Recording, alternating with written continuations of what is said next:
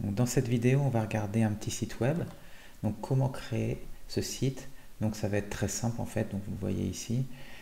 Donc je vais expliquer un petit peu comment il fonctionne tout à l'heure, mais on va regarder, du coup ça va nous permettre d'illustrer. Donc pour construire ce site, on va voir donc du HTML avec index.html. On va voir aussi après comment ajouter du style avec style.css. Donc pour changer en fait l'apparence de notre page, on va voir que dans index.html en fait il va y avoir la structure de notre page. Là-dedans on va ajouter, on peut dire, de la décoration en fait, la présentation. Et ici ça sera pour rendre dynamique notre site. Donc là il y aura du code en JavaScript. Bon là ici vous voyez images, c'est les petites ressources dont j'aurai besoin, des images que j'aurai besoin pour le site. Donc pour regarder comment va marcher notre petit site web. Donc ici, c'est juste le jeu du plus ou moins, découvrir le nombre. Donc on va y jouer, à vrai dire. On va mettre niveau facile. Donc ensuite Go. Et là, ici, ça nous indique, voilà, la borne min c'est 2, la borne max c'est 101.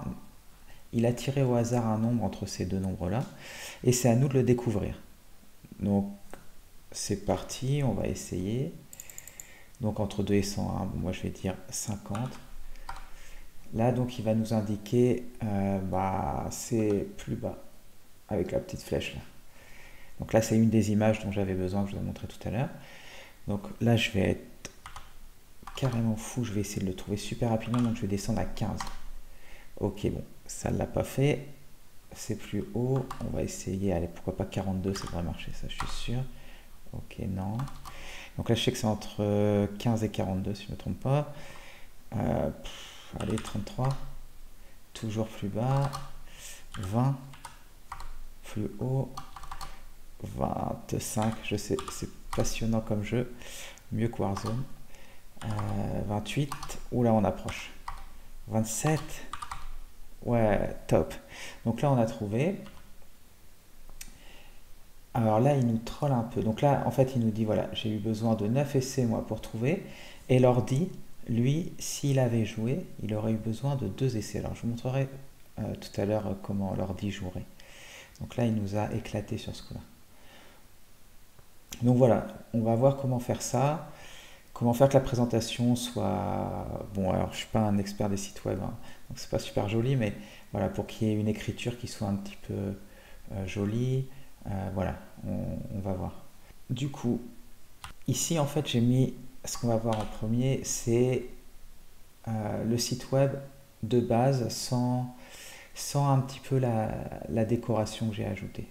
Donc dans la décoration que j'ai ajoutée, vous voyez, c'était pas pareil en fait, l'écriture était différente. Même là ici les boîtes c'était un petit peu différent aussi. La boîte du bas était décalée, celle-là. Elle était plus en bas, elle avait un pourtour un peu plus joli là ici, etc. Donc on va voir, ça c'est le style en fait qui va nous permettre de définir ces petits agréments en fait. Là ici on a la structure est identique. Euh, donc ici oui il y a une figure en fait que je vais, vous verrez après avec le style flouté un peu pour que ça fasse plus joli. Alors je vous expliquerai pourquoi cette figure elle représente quoi en fait. En fait, vous verrez, elle représente comment l'ordi y joue. Donc voilà, donc juste avant de rentrer dans tous les détails, on va voir en plusieurs parties. On va voir d'abord le HTML, donc simple, celui-ci. Ensuite, on va rajouter du CSS pour faire plus joli. Et ensuite, on rajoutera JavaScript, donc, qui est un langage de programmation qui va nous permettre d'ajouter la dynamicité pour pouvoir donc faire appuyer sur les boutons, etc., que ça fasse quelque chose, parce que là, ça fait plus rien du tout. Donc là, il n'y a pas d'action, en fait, il n'y a pas de code qui permet de lier tout ça. Donc voilà ce qu'on va faire dans cette vidéo, les différentes parties. Donc juste avant de regarder ça en premier, je voulais juste faire une petite vue d'ensemble de ce qui se passe en fait, un petit peu plus général. Donc là ici en fait on est sur la partie qu'on appelle front-end ou partie client. Et on verra, il y a une autre partie, alors pas dans cette vidéo, mais il y a le back-end ou la partie serveur. Donc on va juste regarder un petit peu ça veut dire quoi tout ça. Voilà, donc je vous ai mis un petit... Donc j'ai appris ça, c'est dans un bouquin. Et ici on voit par exemple, nous on est là. C'est notre ordi. Bon, c'est pas forcément un PC, ça peut être un téléphone portable aussi, ça pourrait être un téléphone portable, etc. Et donc ça représente le net. Donc ça aussi, c'est quelque part sur le net. Donc ici, on va avoir un serveur. Donc ici, voilà, on a notre client. Alors pourquoi HTTP? Parce que c'est le protocole du web. Hypertext Transfer Protocol, comme c'est indiqué ici. Donc je vais vous montrer vite fait tout à l'heure, mais le web, en fait, c'est plein de protocoles. Donc plein de protocoles, pourquoi? Parce qu'il faut faire communiquer des machines hétérogènes. Donc hétérogène, pourquoi? Vous pouvez avoir ici, par exemple, ça c'est peut-être un Mac. Ça, c'est peut-être sous Windows.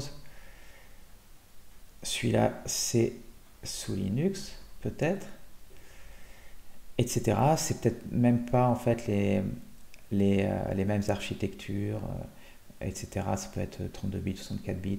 Enfin, ça peut être plein de choses différentes. Ça pourrait être aussi... Là, j'imagine que c'est un câble Ethernet, mais ça pourrait être aussi du Wi-Fi. Donc, voilà. Donc, on va devoir, là ici je suis sur Firefox par exemple, ou Safari, ou n'importe, et je voudrais aller chercher une page web quelque part, par exemple la page Google. Donc il va falloir en fait que je récupère, donc déjà que je me balade sur le net pour aller récupérer ici, donc interroger le serveur de Google, qui lui va me relancer une page, donc la page d'arrivée sur Google, donc la page de recherche, jusqu'à mon client web, donc par exemple Firefox. Et mon client web va l'afficher. Donc il y a plein de choses en fait qui vont se passer. Déjà il faut faut adresser cette machine en fait. Il faut lui dire j'ai envie d'aller interroger par exemple Google. Donc on va mettre ça, par exemple google.com. Alors en fait, je vais vous montrer vite fait, mais sur le net, c'est pas des noms comme ça en fait. Les adresses, c'est des adresses IP. Vous avez sûrement entendu parler de ça. Donc par exemple ça, c'est une adresse IP. Voilà, etc. Donc on va donner en fait, nous on va taper ça, mais je ne vais pas rentrer dans les détails, mais ça va être transformé en une adresse IP. Donc par ce qu'on appelle le DNS, Data Name Server, mais ça on ne va pas rentrer dans les détails. Donc avec cette adresse-là, en fait, on va aller donc parcourir le web, et il y a des routeurs, c'est ce qui est indiqué par ces trucs-là, qui eux vont savoir orienter le message. Donc on parle de paquets en fait sur le net, quand vous envoyez quelque chose, c'est par petits bouts. Même si c'est un grand message, ça va être découpé en petits paquets. Donc voilà, donc dans ces paquets en fait, il y aura une adresse, donc par exemple cette adresse-là. Et après les routeurs vont faire en sorte de trouver la destination. Donc juste pour illustrer, on va regarder, par exemple, je vais aller interroger une petite page. Alors juste pour illustrer, regardez ici, j'ai interrogé le site web www.exemple.com. Donc c'est juste un petit site web qui va afficher ça. Donc on peut se servir pour justement comme une présentation comme moi tout de suite. Et en fait je vous ai dit sur le net ça va être un tas de protocoles en fait. Donc ce que je vais faire tout de suite, je vais interroger à la main, pas via Firefox, ce site là. Donc on va regarder. Donc déjà on va essayer de regarder c'est quoi l'adresse IP. Donc je vous ai dit l'adresse IP en fait c'est un peu comme l'adresse postale du site. Donc on va regarder par exemple alors avec cette petite application. Donc on voit ici ça nous permet de récupérer son adresse. Donc voilà l'adresse IP de exemple.com. Donc maintenant quand on va interroger en fait ce site, on va l'interroger avec le protocole HTTP. Donc c'est le protocole pour les sites web. Alors sous ce protocole va encore utiliser un autre protocole, on va voir tout à l'heure, un protocole qui s'appelle TCP. C'est pour faire des connexions. En fait, je vous ai dit, sur le net, en fait, c'est des petits paquets qui sont envoyés. Donc dans le paquet, on verra, il y a la destination, enfin il y a la source qui a envoyé et la destination. Et donc le message, il est découpé en blocs comme ça. Donc les blocs, ils vont être envoyés sur le net et c'est possible en fait qu'on perde des blocs ou que les blocs arrivent en ordre, enfin de manière désordonnée. Donc TCP, c'est pour essayer de gérer tout ça. En dessous de TCP, il y a un autre protocole encore, IP. Et on entend souvent parler en fait de TCP/IP. Donc HTTP va utiliser TCP, TCP va utiliser IP. IP, c'est pour faire le routage en fait. C'est pour, comme on avait vu ici, c'est pour dire bah, voilà, comment je vais retrouver ma destination, entre autres. Entre autres, ça sert à ça. Et donc en dessous, il y a encore des choses, mais voilà, ça, c'est ce qui nous intéresse. Donc là, je vais essayer de faire quoi? Je vais essayer d'aller, en utilisant une petite application, envoyer un message sous la forme d'un HTTP. Donc je vais respecter le protocole HTTP. Donc je vais envoyer à cette machine-là et on va voir ce qu'elle va me répondre. Et normalement, elle va me donner sa page HTML, la page d'entrée, celle qu'on vient de voir sur le site. Donc si on fait ça, donc, voilà, j'ai fait la commande ici. Ici, en fait, bon, ça c'est un petit utilitaire, netcat, qui va nous permettre d'aller interroger sur le réseau. Là, on lui donne l'adresse IP du serveur. Là, on lui donne un port. Alors, le port, c'est quoi en fait? C'est l'adresse IP, c'est comme, voilà, c'est ça par exemple. C'est l'adresse de ce serveur-là. Mais sur ce serveur-là, il peut y avoir plusieurs applications qui tournent, donc qui vont écouter le réseau. Donc, on va les distinguer grâce au numéro de port. En gros, l'adresse IP, ça serait votre adresse postale et le numéro de port ici, ça serait qui j'adresse chez vous, quelle personne. Donc ici, je lui dis que j'allais envoyer un message. Donc là, je me connecte à ce port-là et à cette adresse-là. Et je vais lui envoyer un message sous la forme du protocole HTTP. Donc je dois respecter ce protocole-là. Donc ce protocole, je vais lui demander, je voudrais récupérer, donc avec get, à la racine. On va voir tout à l'heure, en fait, on peut créer différents répertoires, etc. Donc là, je vais à la source, à la racine, au top, en haut. Et donc je dois respecter le protocole. Donc je vais dire http/1.1, ça c'est la version du protocole. Et là, je vais dire que mon host. Donc là, c'est juste, en fait, on s'en moque un peu de ce que j'écris, mais c'est juste pour dire, voilà, je suis en train de respecter le protocole. J'ai appuyé une autre fois sur Entrée, et là, ça va envoyer donc cette information-là, grâce à TCP, grâce à IP, etc. Et voilà, il vient de me renvoyer, en fait, une page HTML. Donc on verra ça tout à l'heure. Donc tout ça, c'est la page HTML. Et elle se finit ici. Et dedans, on peut remarquer exemple domaine. Ce domaine est pour on l'utilise à des fins illustratives, etc. Donc ce qu'on venait de voir, mais pas présenté aussi hardcore, parce que le Firefox, il a bien interprété tout ça, il nous l'a rendu d'une manière assez jolie. Donc si on regarde ce que ça donnait, voilà, ça nous l'a rendu comme ça. Mais si je fais ça, si je vais sur page source, et on va grandir un peu, vous remarquerez, vous reconnaîtrez ce qu'on vient de voir. Donc à un moment, voilà ce truc-là, la div, etc. Donc Firefox, en fait, il a fait la même chose que ce que je viens de faire à la main. Il a été interrogé le site, et si on regarde de nouveau, voilà, on voit qu'on a exactement la même chose. Donc c'était un petit peu juste pour illustrer comment ça marche de manière très rapide sur le net. Alors, juste un dernier petit truc peut-être. Donc ce qu'on vient de voir là, en fait, c'est ça. Ça, c'est mon ordi. Ça, c'est mon explorateur. Donc, par exemple, Firefox, moi j'utilise. Et je vais interroger. Donc là, ici, j'avais interrogé www.exemple.com. Et après, le serveur web qui est à cet endroit-là, il me rend la page. Donc on l'avait vu, soit je l'avais fait à la main avec Netcat, soit grâce à mon browser. Et puis le browser va lire le document HTML qu'il reçoit et l'interpréter pour l'afficher de manière jolie, comme on a vu.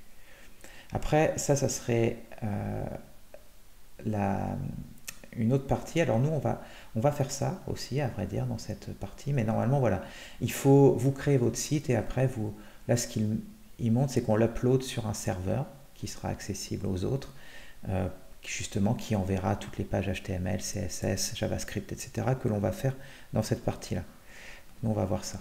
Et tout à la fin, je ferai un petit serveur très rapide. En fait, j'utiliserai Python pour faire un tout petit serveur.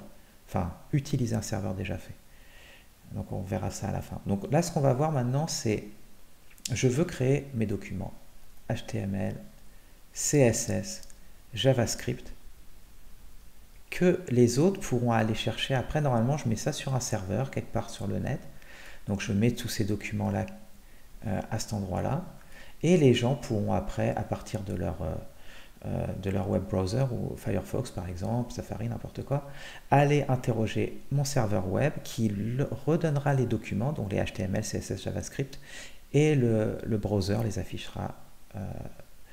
Donc, super, top. Donc voilà, donc on va regarder tout ça maintenant. Alors, dernier petit truc pour regarder un peu comment ça marche sur le net de haut niveau.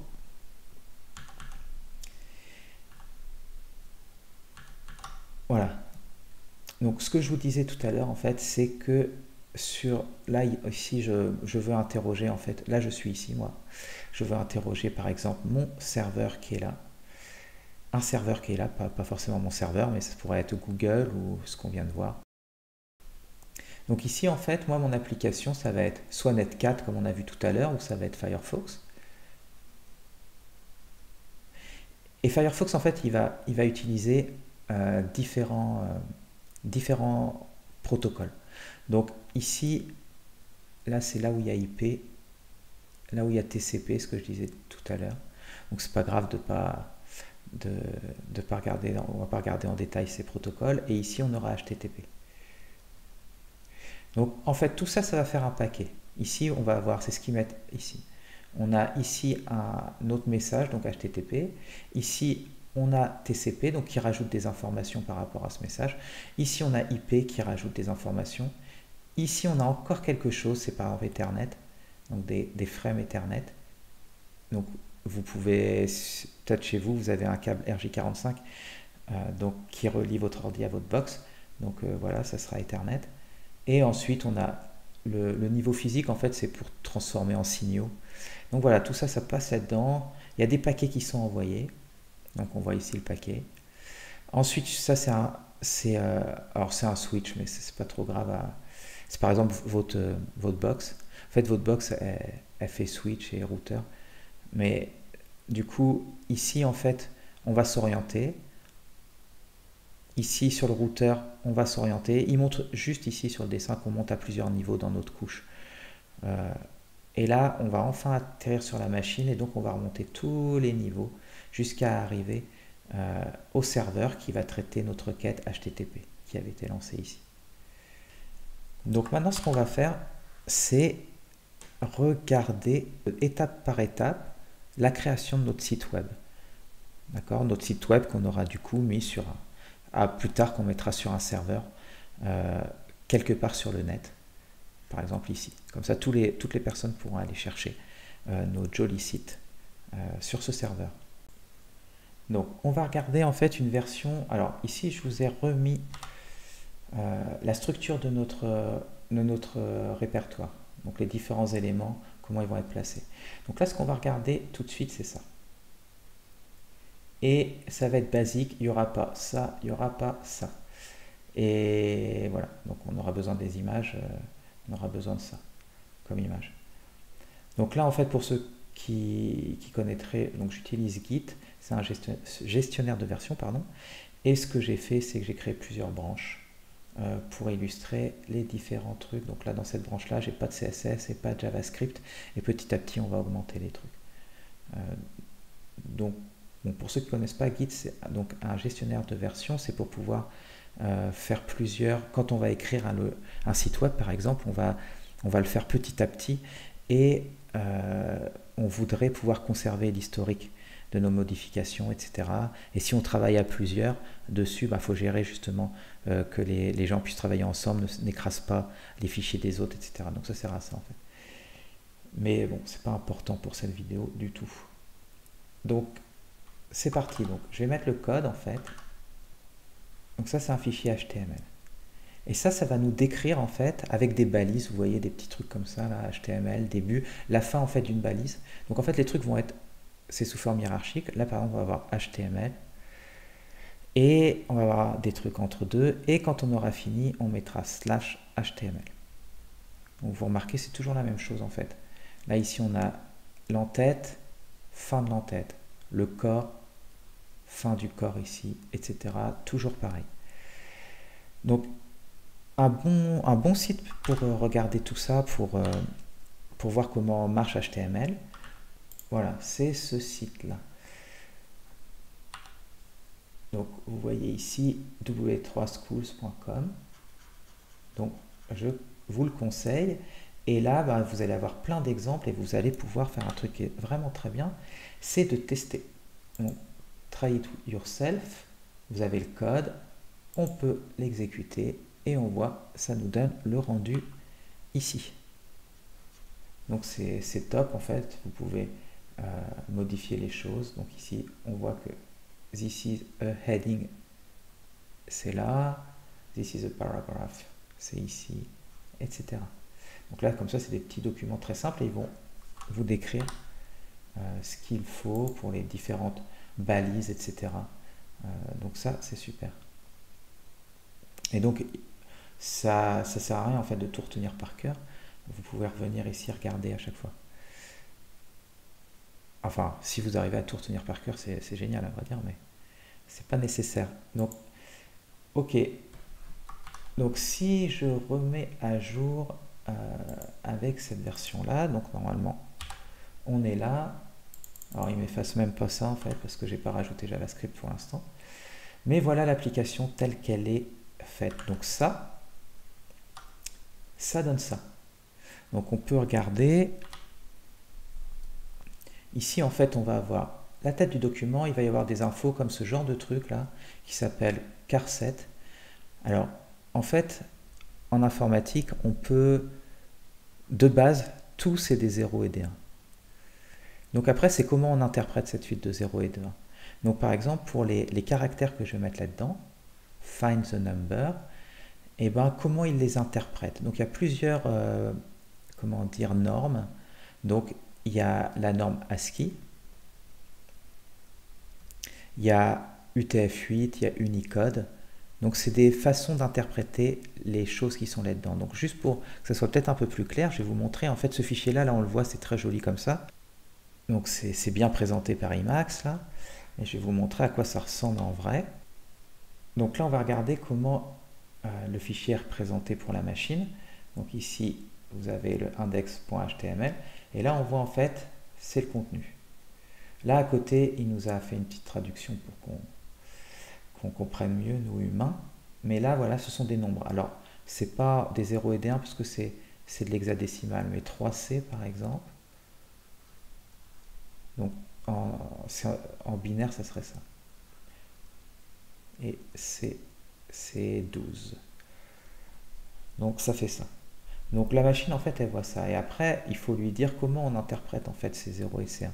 Donc là, le charset c'est ce que ça nous permet de faire. Je vais vous montrer d'ailleurs. Donc oui, ce que je dis là c'est pas grave de pas tout comprendre comment ça marche sur la machine, etc. C'est juste pour illustrer en fait le fait que c'est important de lui dire quel est l'encodage. Donc ça va être important si je rajoute par exemple des caractères un peu spéciaux. Donc vous allez voir, je vais mettre un trèfle. Ok, donc vous voyez là, je viens de rajouter ça. On va sauvegarder.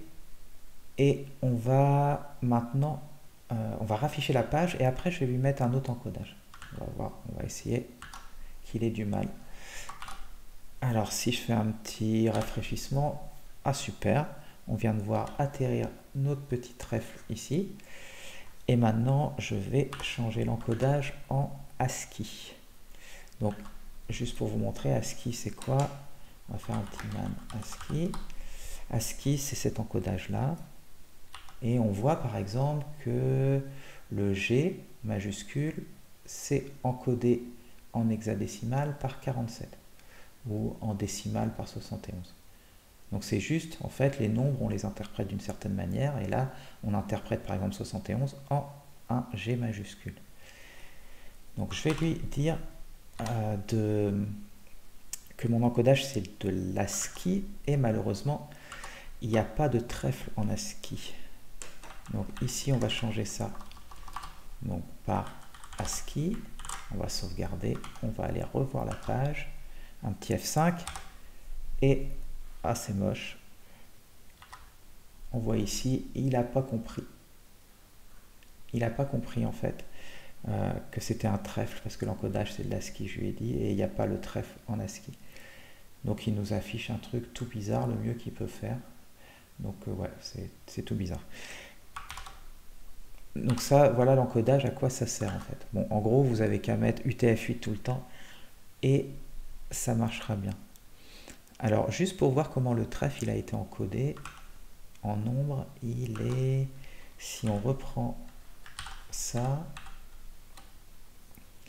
alors, le trèfle il est à côté de ça, il y a un espace même entre les deux, donc je vais essayer de trouver Find the Number, ça a l'air d'être celui-ci, oui, c'est là, Find the Number, il est là, pardon, il est là, il y a un petit espace, et après, il ne sait pas comment l'afficher, donc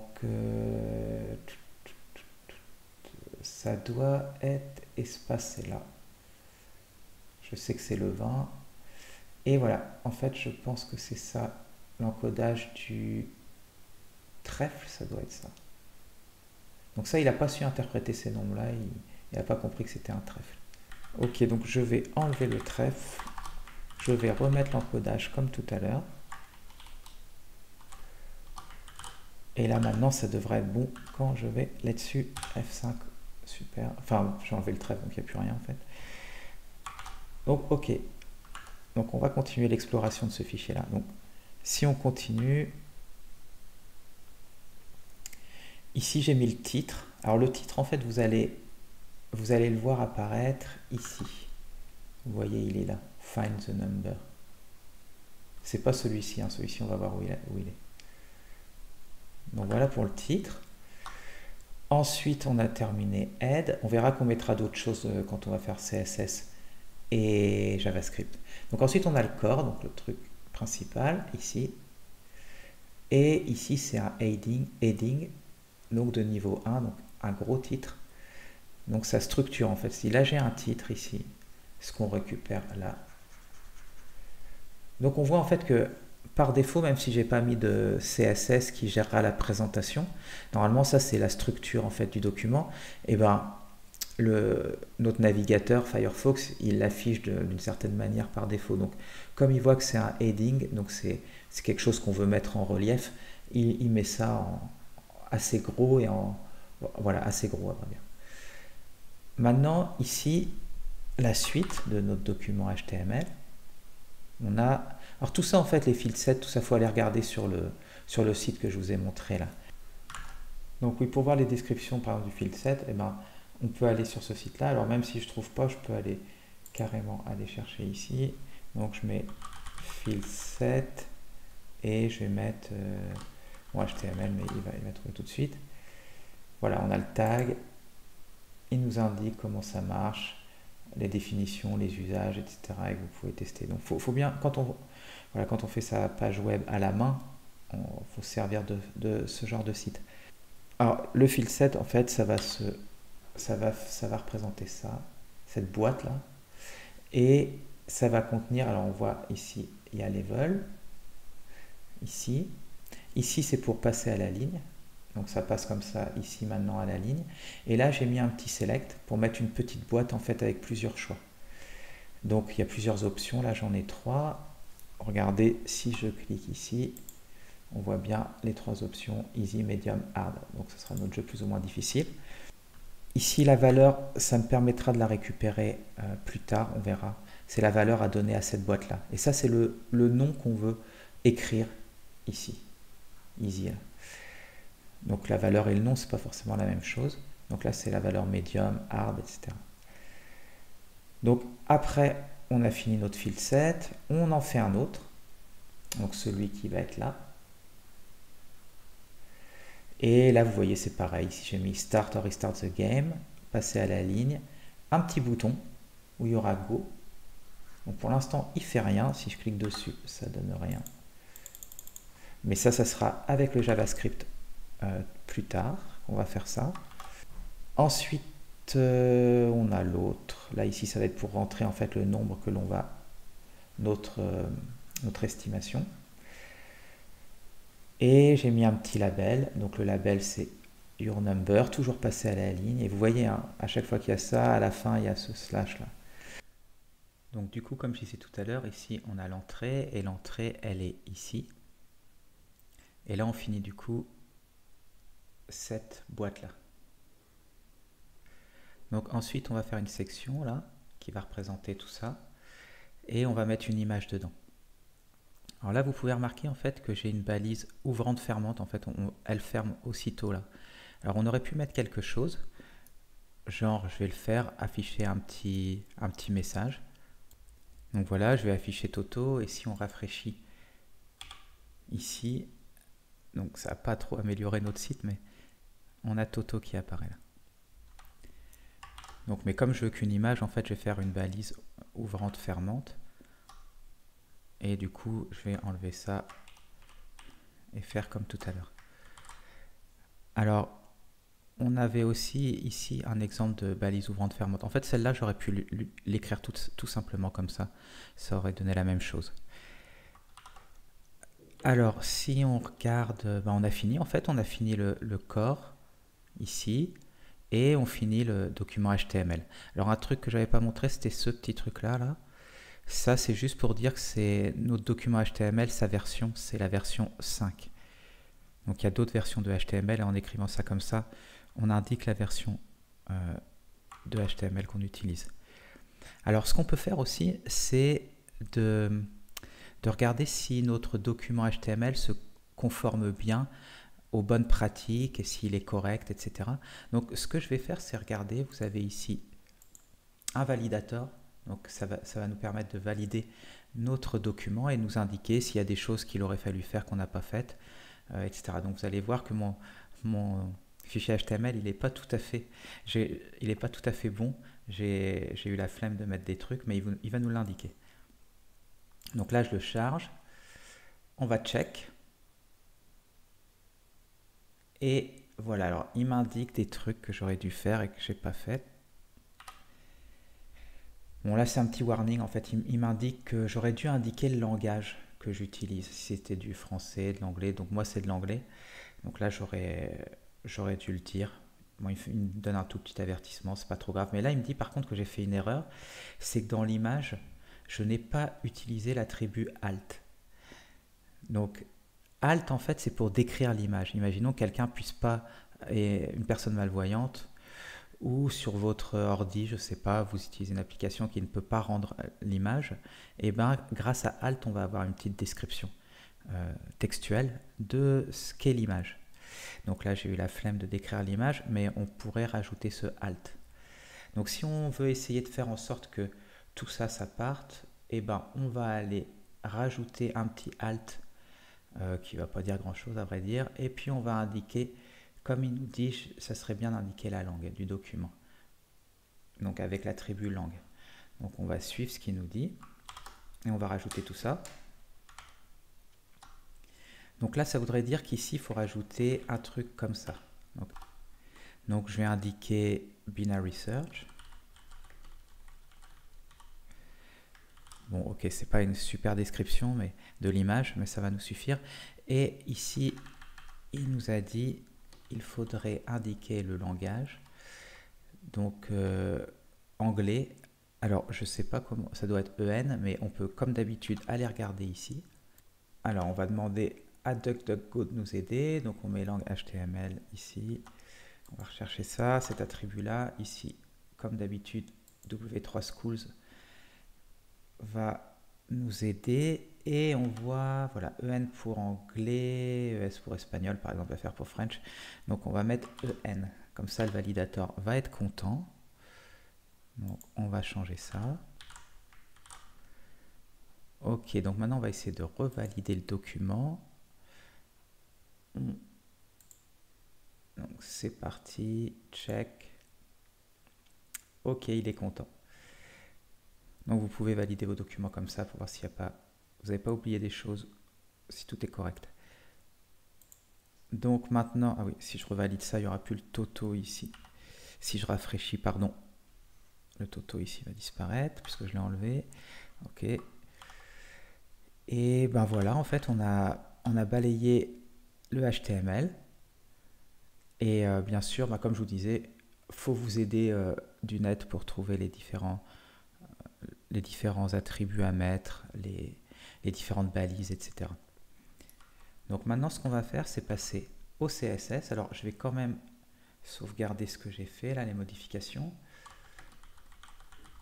Donc là, c'est mon gestionnaire de version. Il me dit que index.html a été modifié.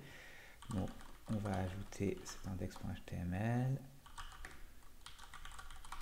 Donc maintenant, on va commit nos changements. Donc les répercuter. Et qu'est-ce qu'on pourrait dire? Donc check with validator, ça m'a l'air pas mal. Ok. Ok, donc maintenant ce qu'on va faire, c'est passer à CSS. Donc pour résumer ce qu'on a vu jusqu'à maintenant, là on a vu le HTML. Donc il nous donne un rendu par défaut qui n'est pas tout à fait ce qu'on veut. Donc on va utiliser maintenant CSS pour ajouter la présentation qu'on veut. Et on finira après, du coup, par JavaScript, je vous rappelle, pour donner le caractère dynamique à notre site. Donc c'est parti, maintenant on va se placer sur la version avec CSS, mais toujours sans JavaScript. Donc vous allez voir qu'en faisant ça, normalement, cette fenêtre là, le code ici va changer parce que j'ai ajouté quelques petites choses. Donc c'est parti. Donc voilà. Donc on a des choses en plus ici, notamment c'est toujours le HTML. On va aller voir le CSS. Donc on a tout comme tout à l'heure, sauf que là j'ai rajouté deux petits liens. Un en fait ici, le premier là. C'est juste pour aller chercher, on va avoir une fonte spéciale fournie par Google qui nous permet de faire une écriture un peu plus jolie, je trouve. Et ça ici, c'est un lien vers notre CSS. Donc qui se trouve dans le répertoire CSS et son nom c'est style.css. Donc ça va nous permettre d'aller chercher nos infos de présentation. Par rapport à tout à l'heure, j'ai ajouté, alors qu'est-ce que j'ai ajouté? Des petits identifiants ici pour pouvoir donner dans le CSS c'est quelle partie, donc ce field set par exemple, que je veux changer. Donc j'ai quelques idées ID en plus. Donc binary search, je ne sais plus si je l'avais dans le dernier, mais en tout cas je vais avoir besoin aussi de ça. Je veux en fait pouvoir référencer ces balises-là, cette partie du document HTML dans mon CSS, pour lui dire par exemple ici je voudrais que cette image-là, enfin tout ce qui est à l'intérieur de ça en fait, ça soit flouté. Voilà, ici pour ce field set, je voudrais qu'il soit un petit peu différent des autres, un petit peu décalé pour bien montrer que c'est là où l'utilisateur va taper du texte. Donc voilà pour les petites modifications à faire sur le HTML pour pouvoir, d'une part, je résume ici, aller chercher la police de caractères fournie par Google, celle qui s'appelle Bangers, et ici, aller référencer mon fichier CSS qui s'appelle style.css. Et ensuite, tous les petites informations de l'identification pour aller chercher les éléments que je veux, pour référencer les éléments que je veux à partir du CSS. Donc notre fichier .css, alors je remonte déjà la structure du répertoire. Donc là, ce qu'on va regarder maintenant, donc on vient de regarder ça de nouveau, mais on va voir ce fichier-là, style.css, donc qui va contenir les informations de présentation de notre document. Donc voilà le fichier style.css. donc ce fichier-là. Et là, vous voyez, en fait, ce qui va se passer, c'est que je vais indiquer pour le corps de mon HTML, je voudrais appliquer telle couleur de fond. Donc là, ici, je vais utiliser en fait un blanc un petit peu moins flashy pour un petit peu plus reposer les yeux. Donc là, ici, en fait, on va dire, voilà, pour chacun, on a plein de possibilités, ça encore, il faut regarder sur le net. Mais là, par exemple, je vais lui dire, je vais aller utiliser la fonte Bengers, qui va me donner, en fait, alors si on regarde, on va remettre à jour maintenant notre, voilà, on remet à jour notre site, et on a du coup, en fait, si vous regardez, la fonte, elle a changé là.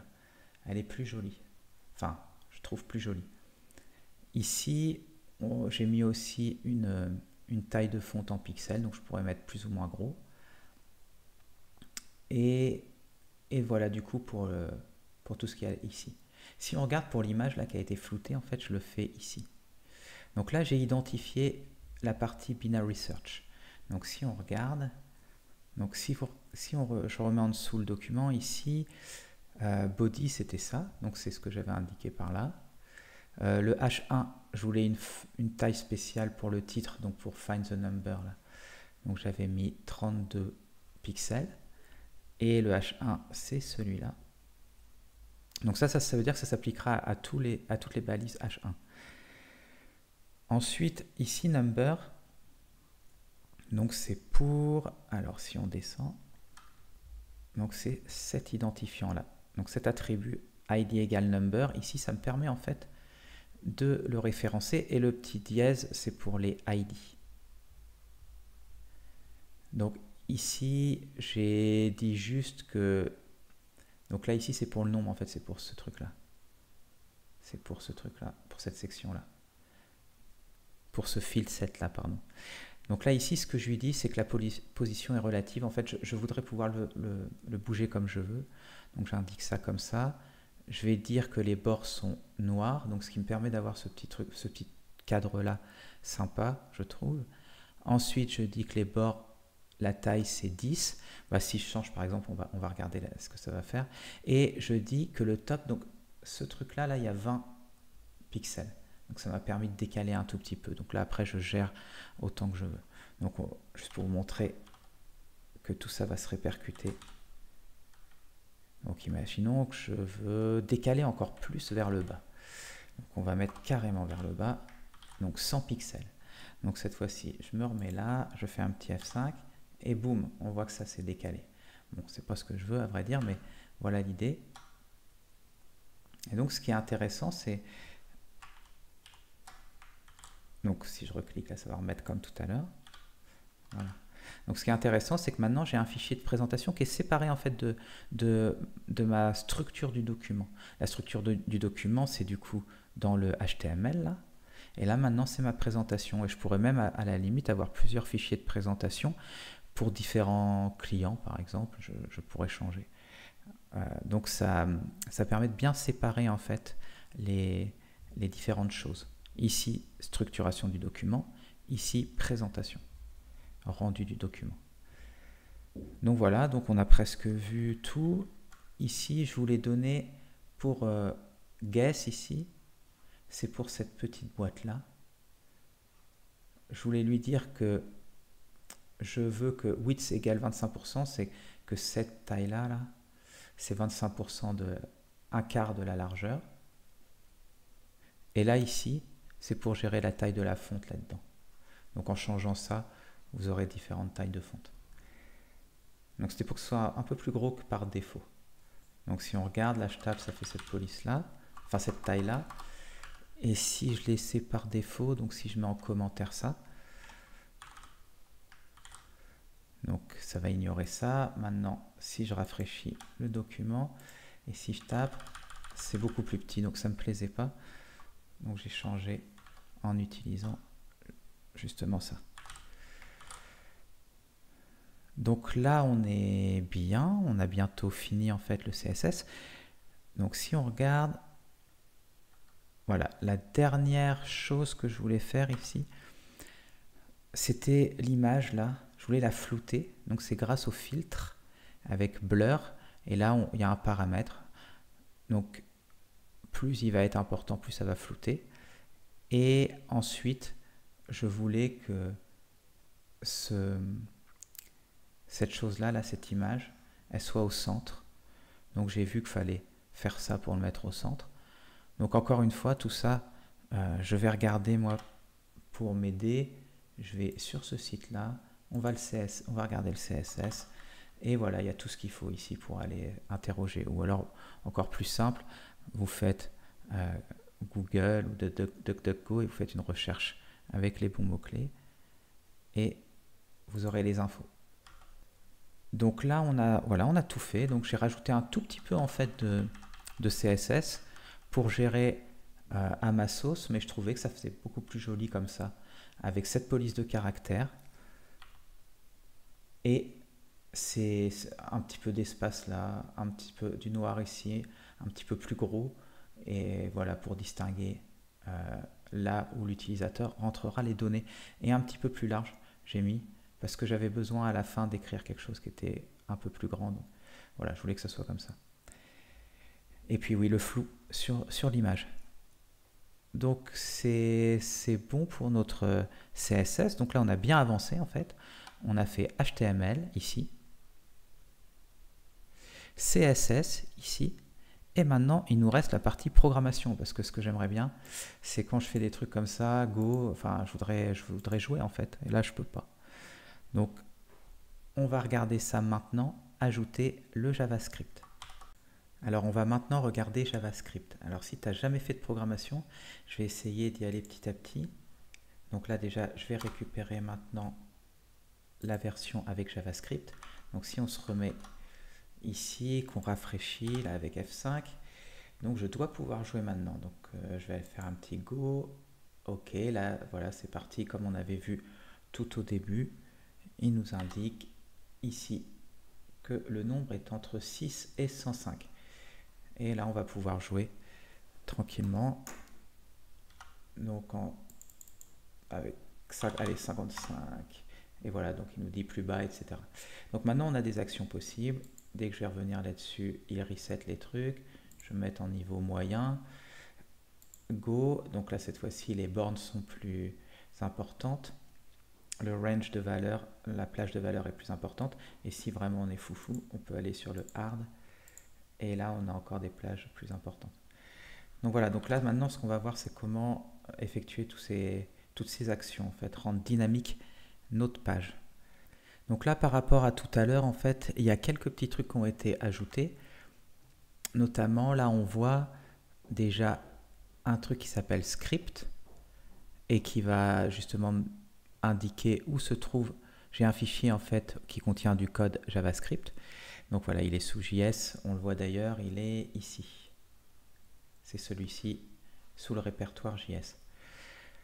Donc ensuite, je vais dire aussi un truc maintenant, on va pouvoir faire appel à des fonctions, donc on verra ce que c'est qu'une fonction de code, donc de JavaScript, écrite en JavaScript. Là par exemple, je vais dire que quand la page se charge, donc quand je la lance la première fois ou quand je fais des rafraîchissements de page, eh ben, je veux appeler la fonction init. Donc il va mettre bien tout en place comme il faut. Ensuite, on voit ici aussi une action que je demande de faire. Donc je lui demande, quand tu sélectionnes un des champs easy, medium ou hard, eh ben, je veux que tu appelles la fonction erase number. En fait, ça, ce que ça va faire, c'est juste... Donc quand là j'ai écrit quelque chose, si je recommence à jouer, je veux qu'il n'y ait plus rien dedans. Donc voilà, là ça a effacé ce qu'il faut. Donc grâce à ma petite fonction erase number.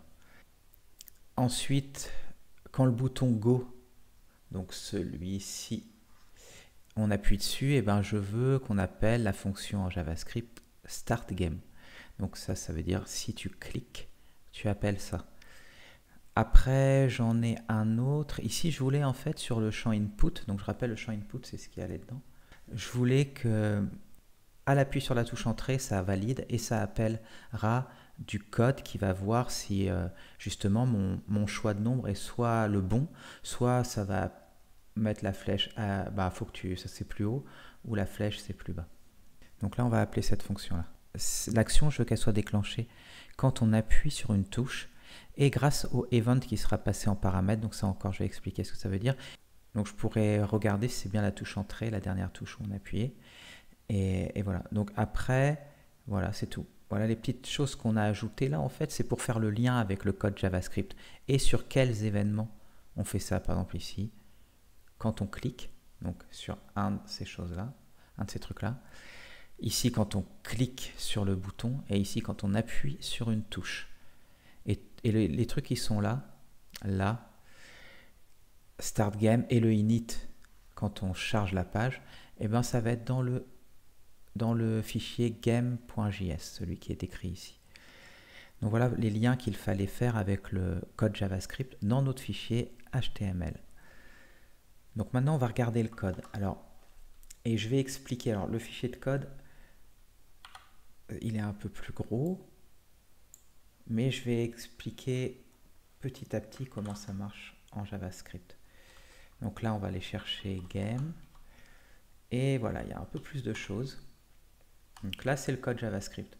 Donc dans ce code en fait, on va voir, ça nous permet de dire ce qu'il faut faire. Une fonction, on va voir, il y a différentes instructions. Donc là par exemple, j'ai une fonction qui s'appelle binary search, ici. Elle prend des paramètres, je vais expliquer ce que ça veut dire. Et il y a différentes instructions. Donc on va dire à la machine ce qu'elle doit faire. Donc ça c'est génial en fait. On peut, voilà, c'est un peu une super recette élaborée. On dit toutes les étapes à suivre et la machine, elle peut faire ça autant de fois qu'on veut. Elle va effectuer ce qu'on lui demande. Donc super, super cool. Donc maintenant, alors je vais essayer d'expliquer un petit peu JavaScript. Donc pour exécuter du code JavaScript, on peut utiliser deux choses. Peut-être que la chose la plus simple, c'est d'utiliser son browser.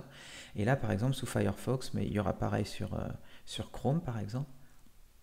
Clic droit, je vais mettre Inspect éléments.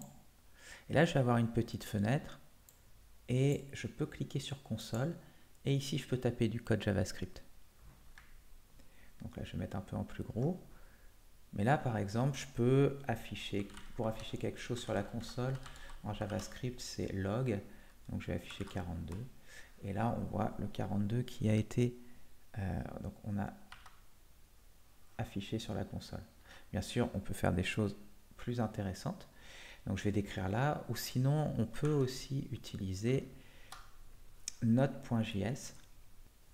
Donc là, j'ai lancé Node qui est disponible sur Windows, Mac aussi. Donc là, j'ai lancé Node. Et ici, bah, pareil, je peux taper si je veux console.log. On voit qu'il complète les choses. Et je peux mettre 42 aussi. Et là, il va bien nous afficher 42. Donc, en fait, je vais décrire des éléments de base. Donc, ça va être une présentation assez rapide de programmation en JavaScript.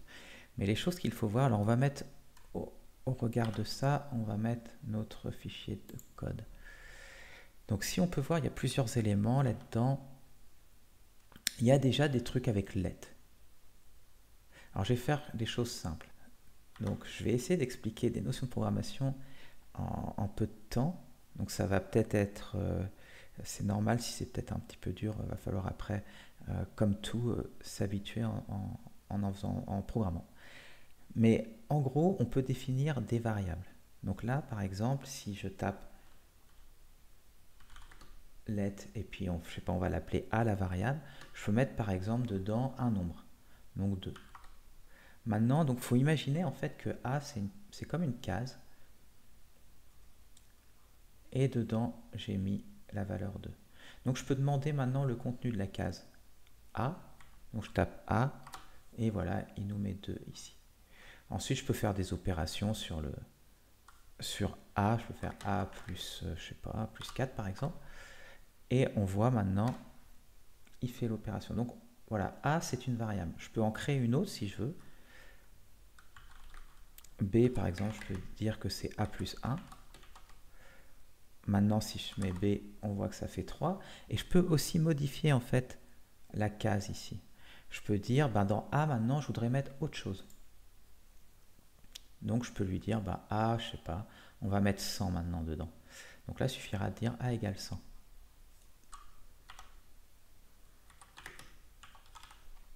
Et maintenant, dans A, on a 100. Donc voilà, donc on a des variables comme ça qui nous permettent de stocker des choses. Ensuite, qu'est-ce qu'on peut faire?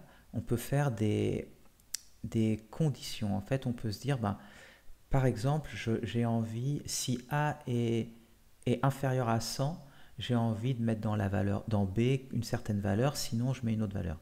Donc ça, c'est des if. Donc si tu vois, j'en ai utilisé là des if. Donc ça veut dire, un if, ça veut dire si ce qui est à l'intérieur là c'est vrai. Donc là je voulais dire est-ce que la variable mid elle est égale à la variable target. Et ben je fais quelque chose. Sinon je fais quelque chose d'autre, etc. Donc si on regarde, là je pourrais peut-être tester si A inférieur à 50 par exemple, et ben je vais afficher quelque chose. Tiens, on va afficher, voilà, on mettra console.log et on n'a qu'à afficher vrai. Et sinon, donc on fermera la collade, else. Alors tous ces trucs là, les if, inférieur, ce qu'on appelle des mots-clés en fait, c'est défini dans le langage, il faut respecter, c'est un peu comme quand on parle dans une certaine langue, il faut respecter la structure du langage, donc les mots dans le langage, donc if c'en est un, les parenthèses c'est aussi des mots-clés, les accolades aussi, donc il faut s'habituer au langage en fait. Donc après on va mettre console.log et puis false ici par exemple, la chaîne de caractères false. Donc on va faire ça. Et normalement, donc là on va dire si A est voilà, strictement inférieur, j'avais dit à 50. Alors on va faire console.log de, alors j'avais dit la chaîne de caractères vrai, bon on va mettre vrai pour mettre en français. On va finir par un point virgule, donc là aussi c'est encore dans les règles de ce langage. Ensuite je ferme la collade et je vais mettre else, c'est pour dire sinon, et on va mettre faux. Alors, un petit point virgule et on ferme ça.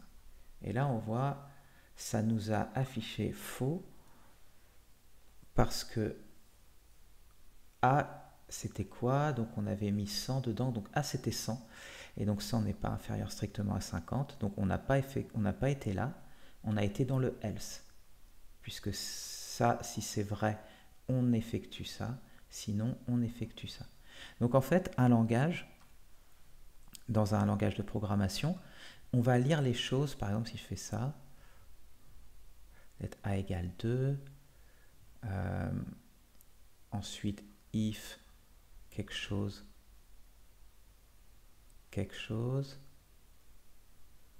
ensuite je sais pas, je fais A égale A plus 4. Donc on va partir du haut vers le bas, donc je vais d'abord commencer ici, ensuite je vois le if, donc le if je teste ce qui allait dedans, et si c'est vrai, ben, je fais ça, puis ensuite je passe à la fin, donc je vais ici. Si jamais c'est faux ici, je vais dans le else, donc je fais pas ça. Et je vais là, puis ensuite je vais là. Donc là encore, je te conseille pour le JavaScript, tu peux regarder encore sur le site que je montrais tout à l'heure. Donc si on regarde ici, tu as aussi JavaScript, donc il t'explique des choses. Donc ce qui va te permettre voilà, d'essayer de regarder JavaScript introduction, etc. pour continuer d'apprendre. Donc voilà, donc un programme c'est séquentiel. Donc on va, voilà, on le lit comme ça, on descend chacune des instructions tour à tour.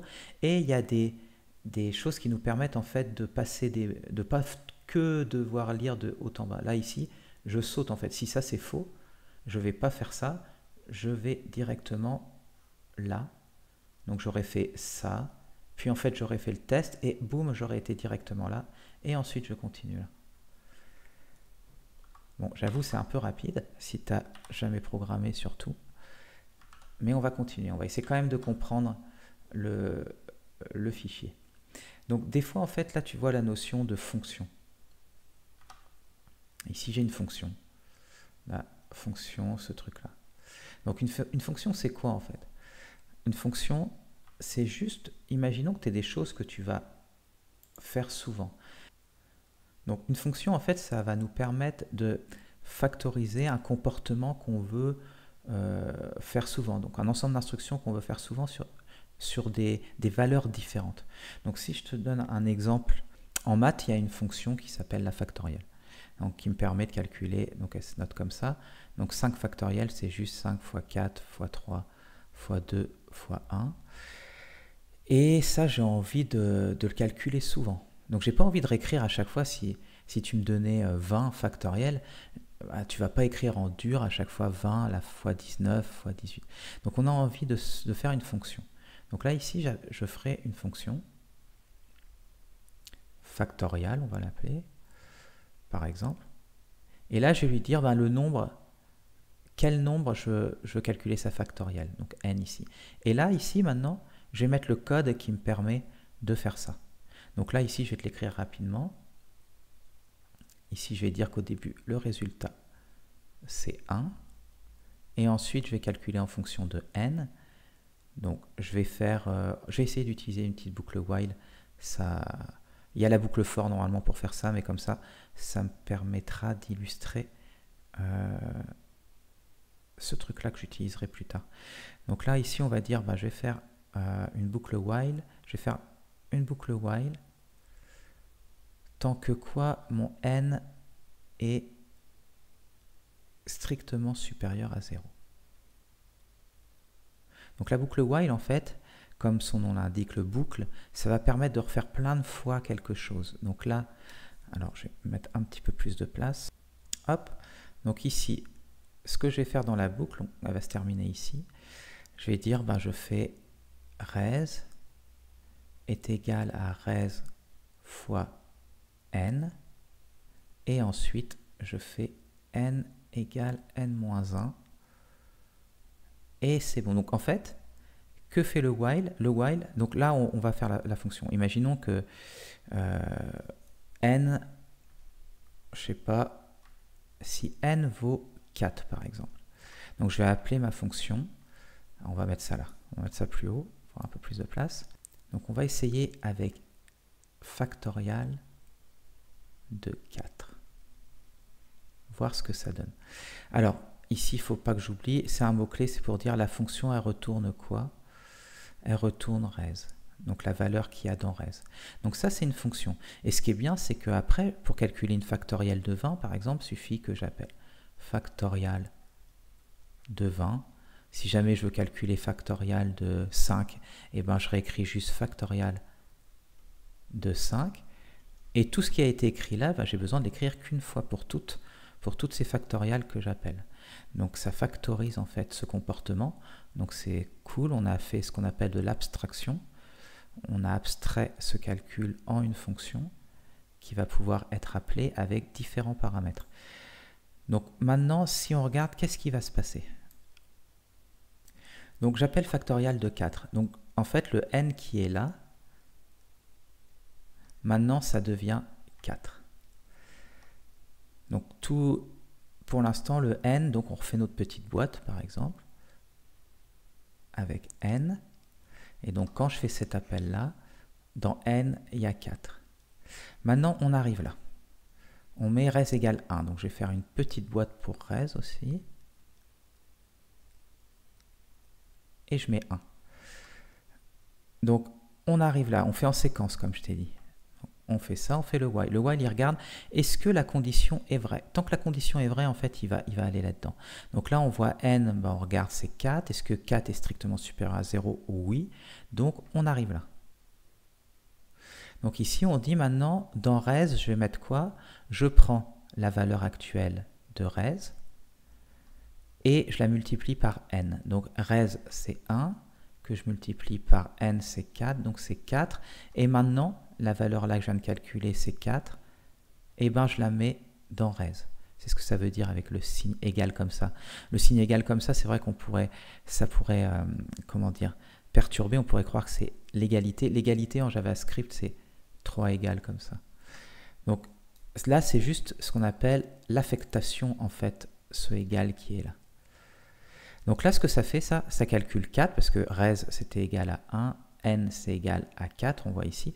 Donc maintenant, on met dans res la valeur 4. Donc dans la petite boîte, je change et je mets la valeur 4.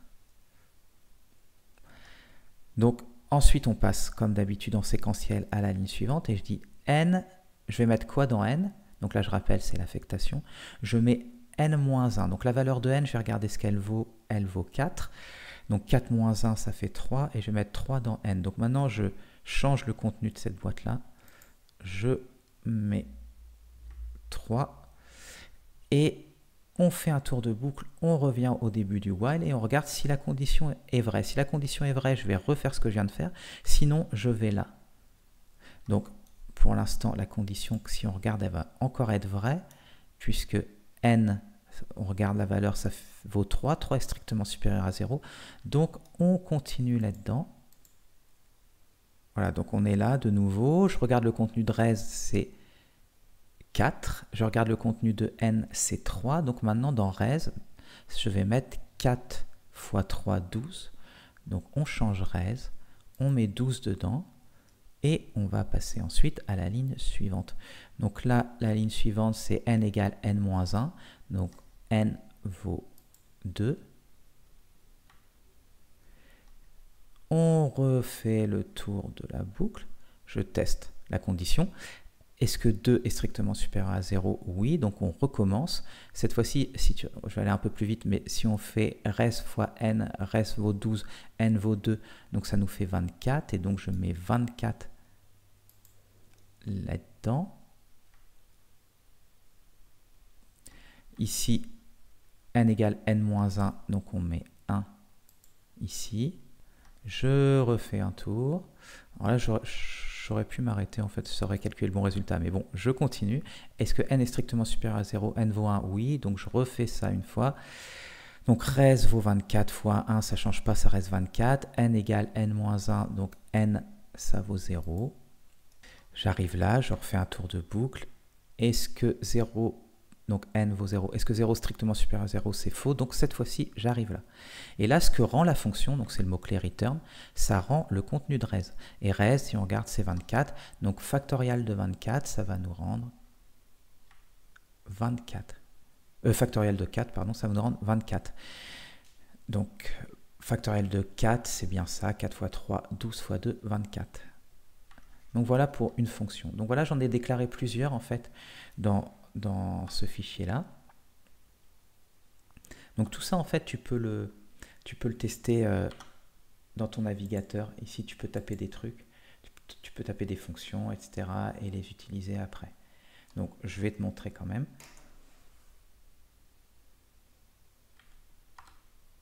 Ok, alors j'ai eu un peu de mal avec les retours à la ligne, mais voilà ma fonction. Donc je l'ai tapé ici. Et maintenant, si je fais factorial de 4, comme on a vu,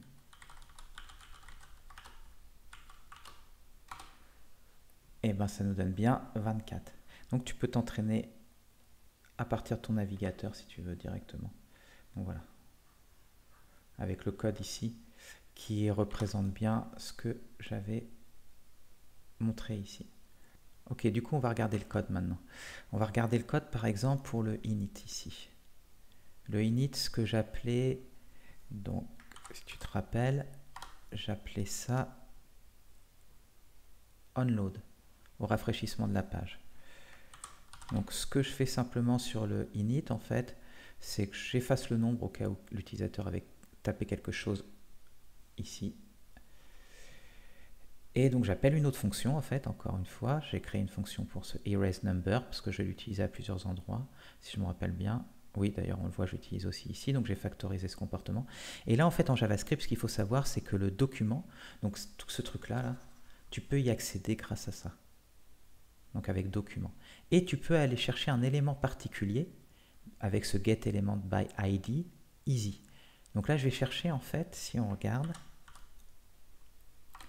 je vais aller chercher, tu vois l'idée que j'ai mis ici, ID easy, ben, grâce à ça, je vais aller chercher cette option-là. Et je mets qu'elle est sélectionnée. Donc après, tu as un ensemble d'attributs, ça faut encore regarder la doc, mais ça va me permettre en fait au chargement d'effacer le nombre, donc qui serait là, et de sélectionner en fait ici le easy.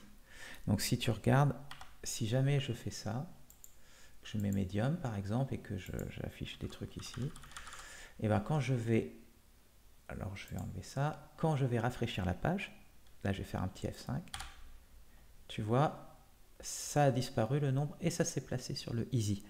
Donc c'est grâce au selected égale vrai ici. Donc true, c'est une valeur booléenne en JavaScript qui représente le vrai. Donc voilà pour celui-là. Donc maintenant, si on regarde l'autre, quand on sélectionne n'importe quel niveau, j'avais aussi dit, parce que ça faisait plus joli, d'effacer le nombre qui serait éventuellement ici. Donc là, tu vois, je refais appel en fait à cette fonction erase number. Donc j'y fais appel à plusieurs endroits différents. Donc c'est chouette d'avoir des fonctions. J'ai eu à écrire ce code qu'une seule fois en fait.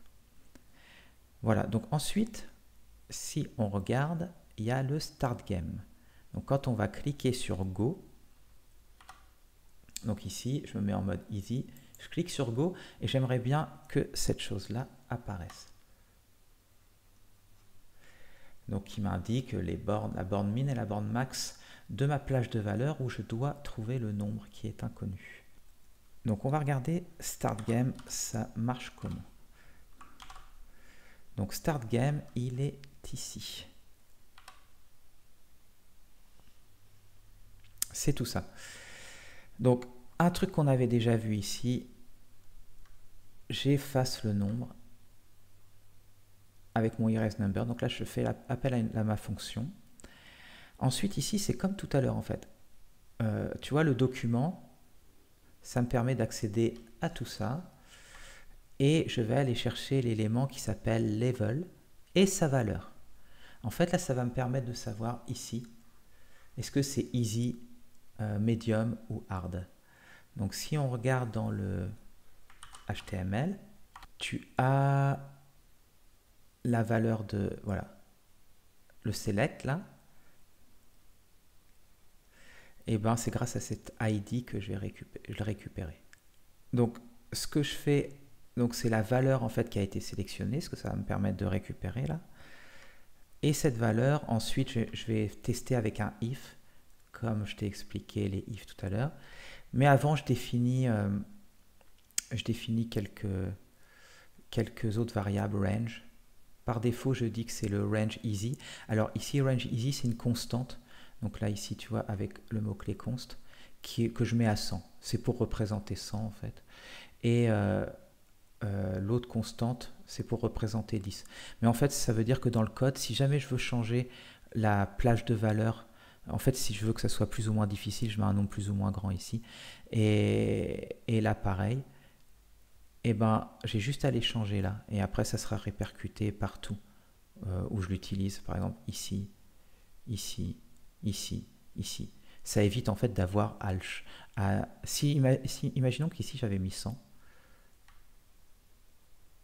Là, j'ai mis 100 du coup pour range, pareil. Bah, dès que je vais vouloir changer 100 en 1000 par exemple, il va falloir que j'aille voir partout où j'ai mis 100 et que je le change. Donc je préfère, je factorise ça ici, comme ça j'ai juste à le changer à un endroit, même si je l'utilise à plein d'endroits. Donc ensuite, ce que je fais, en fait ce que je vais définir ici, c'est les bornes min et les bornes max. Enfin c'est la borne min ici, le low, et ça c'est la plage de valeur. Donc en gros, si l'utilisateur il a choisi le niveau facile, je vais utiliser le range, celui-là qui est facile, et la borne min qui est facile aussi. Donc les valeurs par défaut ici, 10 et 100. Si jamais je vois en fait que je teste le level, là que j'ai récupéré ici, je vois, si jamais c'était la valeur medium, qui est écrite ici, donc ça encore une fois tu l'as ici, cette valeur-là c'est là, là, et là qu'on voit les valeurs easy, medium et hard. Donc si jamais je vois que c'est medium, eh ben, je rends plus difficile en fait. Je fais le range x 100 et le low x 100. Et si je vois alors, donc je teste, si c'est pas médium, je fais else, donc je rentre pas là-dedans et j'arrive là. Mais dans le else, je recommence à tester. Je vois si le level est hard, bah ça va être encore plus difficile. Je mets x 10 000, x 10 000. Et si jamais c'est aucun des deux, donc ça veut dire que je ne rentre pas là-dedans ni là-dedans, donc j'arrive directement là. Donc à ce moment-là, ce que je vais utiliser, c'est ce range et ce low. Et là, ici, je mets à jour des choses. Donc, c'est mon état du jeu. Mon état du jeu, en fait, en JavaScript, on peut utiliser ce qu'on appelle des notions d'objets. C'est pour regrouper plein de choses. Donc, je vais... Bien sûr, c'est plus compliqué que ce que je vais dire, mais je vais te donner l'essentiel. Donc ici, mon game state, en fait, c'est quelque chose qui recoupe plusieurs propriétés. Ici, qui regroupe, pardon, plusieurs propriétés. J'ai le level, j'ai la borne min, la borne max, j'ai la cible, ce qu'on doit rechercher comme nombre, j'ai le nombre d'essais que l'utilisateur va faire, et ici, j'ai le score de l'ordi. Donc tout ça, ça va être mis à jour, tu vas voir. Et donc c'est pour regrouper un ensemble d'informations. Donc tout ça, c'est dans la variable qui s'appelle GameState ici. Donc une variable globale qui va être connue de toutes les fonctions. Donc si on continue, ici j'en étais arrivé là. Donc là ici je vais juste en fait stocker dans mon état du jeu les différentes informations. Donc là si tu regardes, je stocke juste le niveau. Donc le niveau qu'on avait défini ici, c'est pour info. Ici, je vais donner la borne min. Donc ce que je fais, c'est utiliser une fonction prédéfinie qui me permet d'avoir un nombre entre 0 et 1 au hasard. Donc ça va me donner un nombre 0 inclus, 1 exclu. Et après, je le multiplie par la borne min pour me donner en fait mon point de départ du range où l'utilisateur va devoir chercher. Et pour la borne max ici, le high, eh ben je prends le low que je viens de calculer tout de suite et je rajoute le range -1. Donc ça me permet d'avoir en fait un intervalle de recherche de taille range. Alors juste pour te montrer le math random, si on va, tiens par exemple sur la console, donc clic droit, inspecte éléments, et on va aller dans console, je vais agrandir ça, et là je vais pouvoir faire appel au math.random. Donc il connaît ça, et tu vois, si je fais ça, il me donne un nombre aléatoire. Donc je recommence, un nouveau nombre aléatoire, mais entre 0 et 1. Donc si jamais je veux augmenter cette plage, il suffit que je multiplie. Donc là j'aurai entre 0 et strictement inférieur à 100, etc. etc. Ensuite, si je regarde ici, cette ligne-là, c'est pour calculer la cible, target. Donc la cible, en fait, je vais la calculer, je vais prendre un nombre aléatoirement entre le min et le max. Donc ça permet de faire ça. Donc c'est pas trop grave de ne pas comprendre cette ligne-là. Juste les fonctions cell là, et floor. Cell, c'est quand tu as un nombre, par exemple, avec des décimales. Par exemple, cell, ça va aller au-dessus. Donc ça va nous donner 3. Si je fais cell de ça donne 3. Si je fais floor, ça va nous donner 2. Donc voilà, donc ça c'est cool. On a défini en fait nos paramètres, la plage de recherche et la cible, le nombre qu'il faut trouver. Ici, pour l'instant, l'utilisateur n'a pas encore essayé de trouver le nombre, donc il n'a fait aucun essai. Ici, en dessous, je fais appel à une autre fonction. En fait, ça, c'est la façon dont l'ordinateur va essayer de trouver la cible. Il va faire ce qu'on appelle une recherche dichotomique. Et donc voilà, lui, il va faire comme ça. Alors bien sûr, tu me diras, ici, je connais en fait la cible. Donc l'ordi, il pourrait connaître directement la cible. Mais il va faire comme si qu'il ne connaissait pas et il va effectuer une recherche dichotomique. Et ensuite, ce que je fais là, c'est aller comme d'habitude chercher dans le document je cherche l'élément qui s'appelle guess. Et sa valeur, je la remets à jour avec cette chaîne de caractères. Donc cette chaîne de caractères avec ces petits signes-là, donc les backcotes, et ben, ça me permet de mettre la valeur d'une variable dans la chaîne de caractères directement, entre le dollar et les accolades. Donc ça va m'afficher en fait, si on lance le jeu, ce truc-là. Bah, il est là. Ça va m'afficher ça. Donc voilà. Donc tu vois, on a... Alors, si la programmation JavaScript et la programmation de manière générale, c'est nouveau, ça fait peut-être beaucoup d'informations. Mais tu vois, dans cette fonction-là, que j'appelle, donc dans le start game, que j'appelle dans le HTML, donc si tu te rappelles, c'était là, et ben elle va me permettre de gérer justement l'état du jeu. Ça va dire, ça va calculer le low, le high, la target, et pour me dire que pour l'instant l'utilisateur n'a fait aucun essai. Ça va aussi lancer la recherche par l'ordi, donc qui lui va faire son petit calcul par dichotomie et trouver en combien d'essais il aurait trouvé la target. Voilà, ça va faire tout ça. Donc là on a fait le gros du travail en fait. Maintenant ce qui reste à faire, c'est quand l'utilisateur rentre une valeur. Donc quand je fais ça par exemple, essayons 55. Voilà, et là quand je vais appuyer sur entrée, voilà, je voudrais que ça m'affiche ce truc-là, cette flèche, pour me dire, bah non, là tu t'es planté, c'est plus haut, et etc., etc. Donc je veux que ça gère ça. Donc si on regarde, alors ce qui va être appelé, c'est ça, le check submit. Donc quand l'utilisateur appuie sur une touche, donc on key press, ça va appeler ça. Alors le event, là, ça représente l'événement qui a été déclenché. Donc en gros, on va pouvoir récupérer la valeur de la touche. Donc si on regarde le code JavaScript, donc le check submit il est là, l'événement il est là, et qu'est-ce que ça va faire? En fait, dans l'événement E là, on peut récupérer, alors là c'est juste pour dire qu'il y a bien un E qui a été donné, bon ça c'était pas très grave à comprendre, mais je vérifie ici, voilà, ce qui est le plus important, dans l'événement E, je peux récupérer le numéro de la touche. Le numéro 13, ça va être le retour chariot. Et après, je regarde aussi là, est-ce que dans mon état de jeu, la cible a bien été mise à jour? En gros, si jamais je fais ça, j'essaie de regarder ce cas-là. J'ai pas lancé le jeu, j'ai pas appuyé sur Go, je me mets là par exemple, Medium. Et là, je veux faire quelque chose. Je veux demander le nombre 123. Bah là, il fait rien en fait. Il se dit, bah non, le jeu t'as pas lancé Go, donc le jeu n'est pas initialisé. Donc il fait rien. Alors j'aurais pu afficher un message d'erreur, à vrai dire. Une fois que j'ai lancé Go, maintenant c'est possible. Je peux appuyer et c'est parti, le jeu se déroule.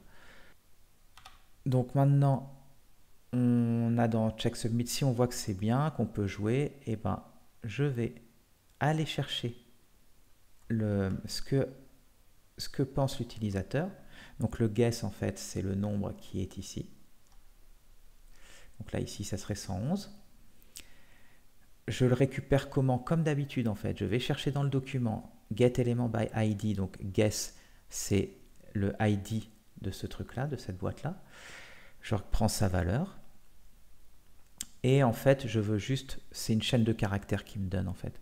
Donc un truc, chaîne de caractères c'est voilà, ça peut être n'importe quoi, donc ça pourrait être même pas un nombre, en fait l'utilisateur pourrait rentrer Toto s'il veut. Donc moi je vérifie avec parseFloat, en fait, je regarde est-ce que c'est bien un entier qui me donne. Mon parseFloat ça fait des flottants aussi. Et je regarde en fait, si jamais c'était pas un nombre, il me renvoie cette valeur là, not a number. Et si c'est bien un nombre, et ben je dis que l'utilisateur il a fait un essai de plus. Et je vérifie, je rappelle encore une fonction, donc avec ces paramètres-là. Donc ça, c'est la valeur qu'a soumis l'utilisateur. Ça, c'est la vraie valeur. Donc on appelle checkNumber. Et checkNumber, qu'est-ce qu'il va faire? Eh bien, il va regarder en fait si le guess, par rapport à la target, comment ça se situe. Est-ce que c'est inférieur? Est-ce que c'est supérieur? Est-ce que c'est égal?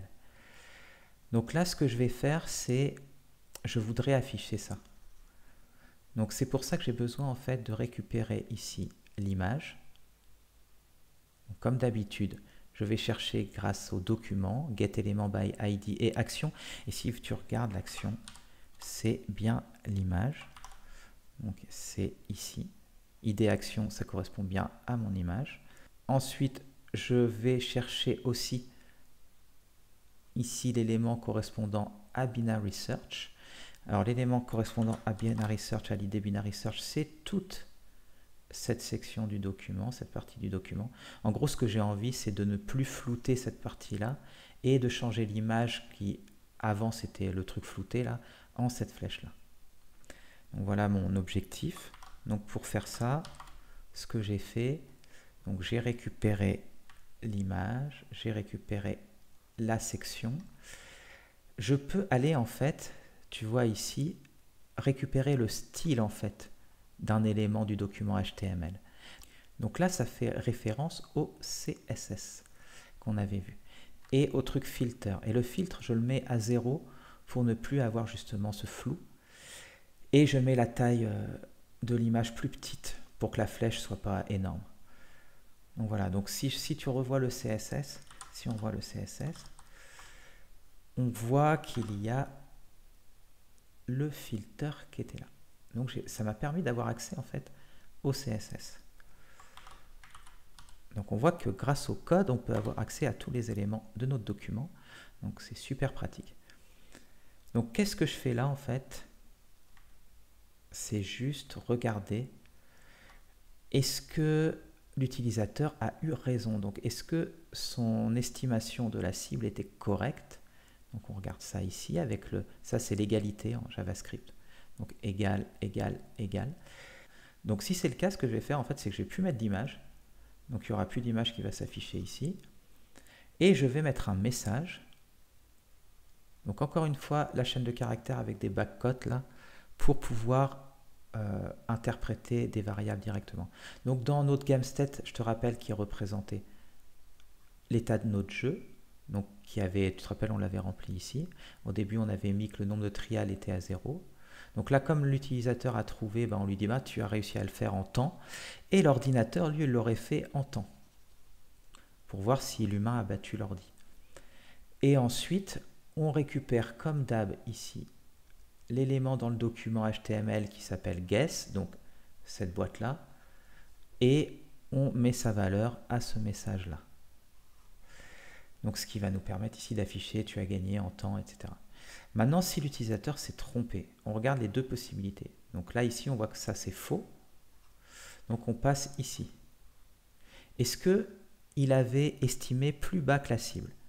Si c'est le cas, vous voyez que dans la source de l'image, donc l'image que j'avais récupérée ici, je mets l'image de la flèche comme ça. Bon, en gros, cette image-là. Et sinon, s'il avait été trop par rapport à la cible, je mets la flèche vers le bas. Et c'est tout. Et donc là, en fait, on a tout fait, sauf une chose. C'est ça, donc je vais le revoir. On va le voir tout de suite. La dernière chose qu'il nous reste à voir, c'est ça. C'est la fonction qu'utilise l'ordi pour trouver le résultat. Et en fait, c'est l'image, elle vient de là. Si on reset tout ça, cette image-là, ça représente de la recherche dichotomique. Donc la recherche dichotomique, c'est ce que va faire l'ordi. Et comment ça marche? Je pense que si tu as joué au jeu du plus ou moins, tu as déjà fait ça. Donc si je te demande de chercher par exemple entre, allez, on va dire 0 et 100, un nombre que tu ne connais pas, une bonne stratégie qui va demander très peu de... en gros, même un nombre, pour être précis, un nombre logarithmique d'essais, c'est de faire au début au milieu. Donc je vais faire 0 plus 100 divisé par 2, donc je vais lui dire 50. Maintenant, comme la valeur elle va être dans une des parties, imaginons que c'est par là, et j'ai déjà, quand il va me dire c'est plus bas que 50, je peux éliminer tout ça. Ce qui est énorme en fait, j'élimine la moitié de l'intervalle. Et après on continue, donc du coup, nous on dirait 25. il nous dirait ah bah non, donc je peux éliminer tout ça, etc. etc. Donc c'est comme ça que marche l'ordi. Et si on regarde ce qu'il fait, c'est exactement ce que je viens de dire. Ici, je lui ai donné la borne min, la borne max, je lui donne la target. Donc bien sûr, il connaît la cible, mais il va faire comme s'il ne connaissait pas, puisque je vais d'abord dire bah, au début, j'ai fait encore aucun essai. Tant que, donc au début, l'ordi va mettre low à 0, si on reprend cet exemple-là, et high à 100. Et ensuite, qu'est-ce qu'on fait? On dit, bah, on fait une boucle. Donc, on refait notre boucle là qui peut faire tout ça. Tant que low est inférieur ou égal à high, eh ben, je coupe l'intervalle en deux ici. C'est ce que ça fait. Ça coupe l'intervalle en deux. Donc, en gros, ça fait low plus high sur 2. Bon, c'est une autre façon de l'écrire. Ensuite, je dis, bah, l'ordi vient de faire un essai, parce que lui, il va du coup comparer à la cible. Si jamais il a trouvé, ben je rends le résultat, donc ça veut dire le nombre d'essais qu'il a fait. Sinon, si jamais je vois que la cible, elle est que ce qu'il a dit comme nombre, c'est supérieur à la cible, et ben maintenant je vais aller chercher où. Donc là, c'était mid. Donc lui, il avait dit un nombre, par exemple, la cible, elle est par là. Donc la target, elle est là. Et lui, il avait dit ça, mid. Donc maintenant, ce qu'on fait, tu vois là, c'est que je dis, ben, le high qui était là, maintenant, je le mets ici, juste en dessous du mid, à mid moins 1. Donc maintenant, c'est là le high. Comme ça, il va aller chercher maintenant dans cet intervalle-là. Et on recommence, il va couper en deux, etc., en continuant la boucle, jusqu'à ce que les bornes low et high, eh ben, elles se croisent en fait. À un moment, tu vas voir, low et high vont être de plus en plus près.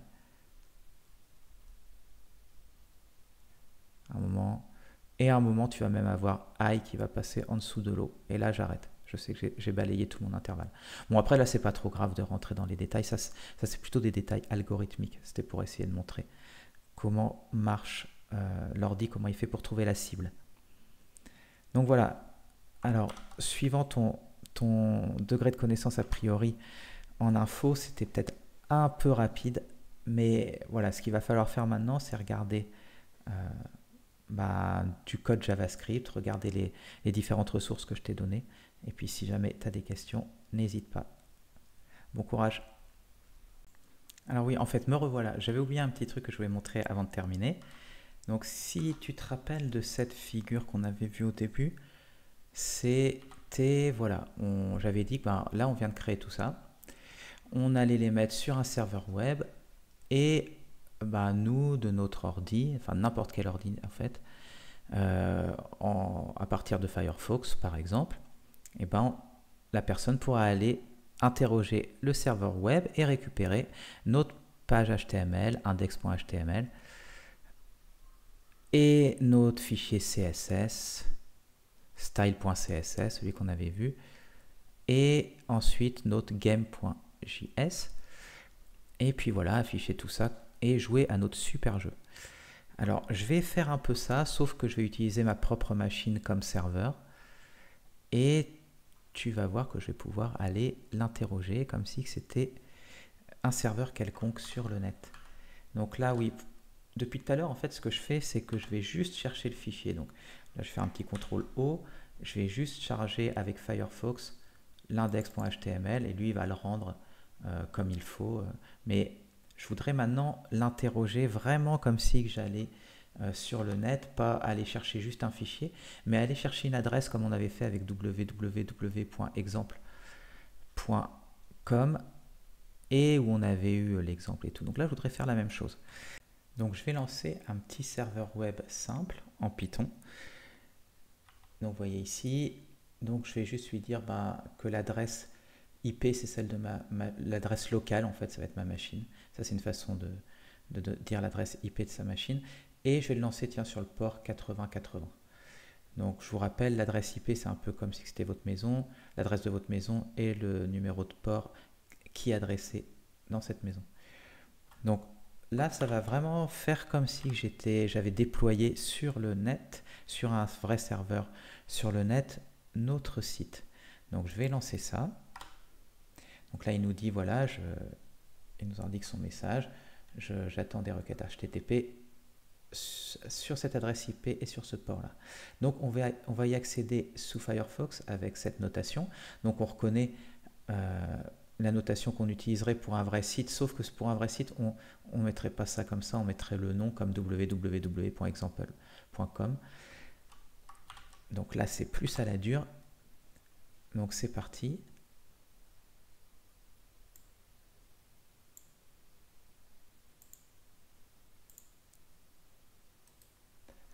Donc je mets l'adresse ici, alors je vais enlever la petite parenthèse, et c'est parti, je récupère mon site, et si je regarde, voilà, il a des infos là qui nous indiquent, il dit, ben voilà, je viens de recevoir une requête HTTP qui demande en fait le fichier index.html. Ensuite, celle-ci demande le CSS. Donc là, on voit avec get, ça suit bien le protocole HTTP. Là, ça demande le JavaScript, game.js, l'image. Alors ça, j'ai aucune idée de ce qui s'est passé là et là. Mais voilà, on a bien toutes les infos ici qui concernaient notre site. Donc il a bien renvoyé la page, puisqu'on la voit bien ici. Et d'ailleurs, si on joue, on va voir qu'il va demander l'image, une image en plus, quand on va devoir dire par exemple que c'est plus haut ou plus bas. Donc là, imaginons, donc voilà, j'ai relancé un jeu, c'est entre 5 et 104. Imaginons, je donne 50. Voilà, donc là, il y a la flèche et normalement, voilà, on voit ici qu'il y a une requête HTTP de Firefox vers notre serveur qui a demandé la flèche du haut, up.png. Donc voilà, voilà comment ça marche.